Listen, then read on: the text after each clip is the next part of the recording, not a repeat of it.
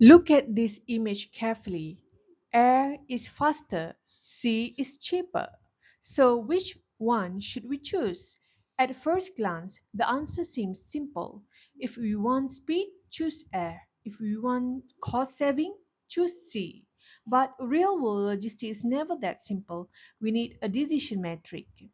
The core problem in international logistic decisions are rarely black and white. When we choose speed, we sacrifice cost. When we choose cost saving, we sacrifice time. And sometimes the real issue is not speed or cost. It might be reliability or risk. That is why we cannot decide based on one factor only. Air freight perspective.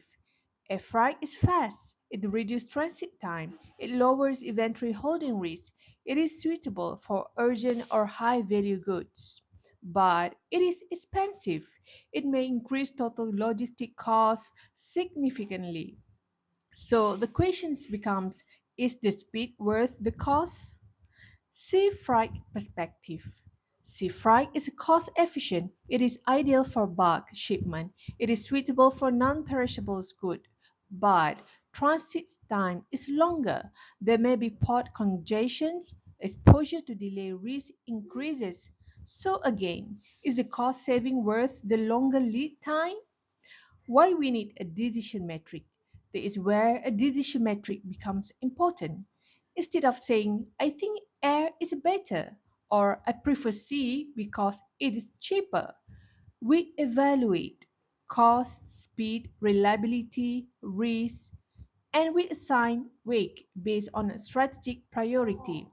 This structured approach allows us to justify our decisions using data, not institutions. Look at this table carefully. This is called a weighted scoring model. It is a structured tool used to compare two alternatives. In this case, option A is air, option B is sea. Instead of making decision emotionally, we evaluate based on criteria. First step, understand the criteria. On the left side, we have the evaluation criteria, which are cost, speed, and risk. Each criterion is assigned a weight. Second step, understand the weight. Weight represents how important each factor is.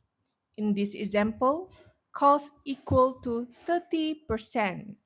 Speed equal to 40%, risk equal to 30%. This means speed is the most important factor in these decisions. The total weight must always equal 100%. Third step, look at the scores. Now we assign scores, for example, scale 1 to 10.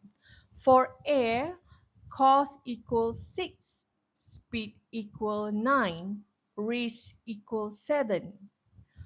For C, cost equals 9, speed equals 6, risk equals 6.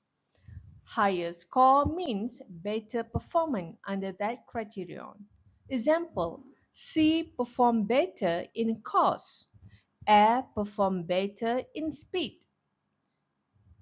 Step 4. Calculate weighted score. Now we multiply score times weight. Example for air in a bracket speed 9 times 0.40 equal to 3.6. We do this for all criteria and then add them together. The final result after calculating air total score equal 7.5. C total score equals 6.5. Because air has a higher total score, air becomes the preferred options under current priorities. Important insight, but here's the key lessons. But if we change the weight, for example, cost equal 50%, speed equal 30%, the final result may change. That means there is no permanent best mode. The best mode depends on strategic priorities. Why this is powerful? This model helps us to compare alternatives systematically, reduce emotional bias, justify decision using numbers, support managerial recommendation. Instead of saying, I think air is better, we say, based on weighted evaluation, air scores 7.5 compared to C's 6.5. That is professional logistic decision making.